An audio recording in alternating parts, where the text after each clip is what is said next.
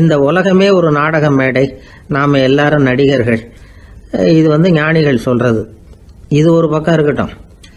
இந்த உலகத்துக்குள்ள எத்தனையோ நாடக மேடைகள், எத்தனையோ நடிகர்கள், எத்தனையோ நாடகங்கள், இதெல்லாம் எப்படி ஆரம்பமாச்சு? அதுதான் இன்னைக்கு தகவல். அதாவது ஆதி மனிதன் பேச ஆரம்பிக்கிறதுக்கு முன்னாடி சைகையாலேயே எல்லாத்தையும் சொல்லிட்டு இருந்தான். அதனால அப்பவே நடிப்பு ஆரம்பமாயிட்டுது. முதல்ல ஒரு வேட்டையத்தான் அவன் நடிச்சு காட்டியிருப்பான்.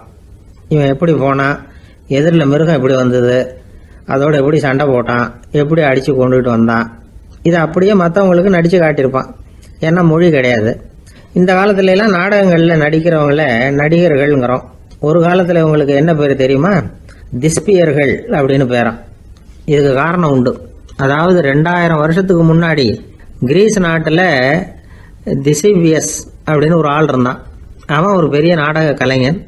அவன் சில இளைஞர்களை சேர்த்துக்கிட்டான், பயிற்சி கொடுத்தான், நாடக குழுவை உருவாக்கினான். நடிகர்களையும் நாடகத்துக்கு தேவையான பொருள்களையும் ஏற்றிக்கிட்டு போகிறதுக்கு ஒரு வண்டியையும் தயார் பண்ணான். அந்த வண்டியிலேயே அவன் கிரேக்க நாடு பூராவும் சுற்றினான். ஊர் ஊராக நாடகம் போட்டான். ஒரு ஊருக்கு போனதும் அங்கே நாடகம் நடத்த தியேட்டர் இருக்கா அப்படிங்கன்னெல்லாம் பார்க்கறது இல்லை அவன். ஏன்னா அப்போலாம் தியேட்டர்னா என்னென்ன தெரியாது. நாடகம்னா அது ஒரு மூடிய கொட்டைக்குள்ளே தான் நடத்தணுங்கிறது அப்போ யாருக்குமே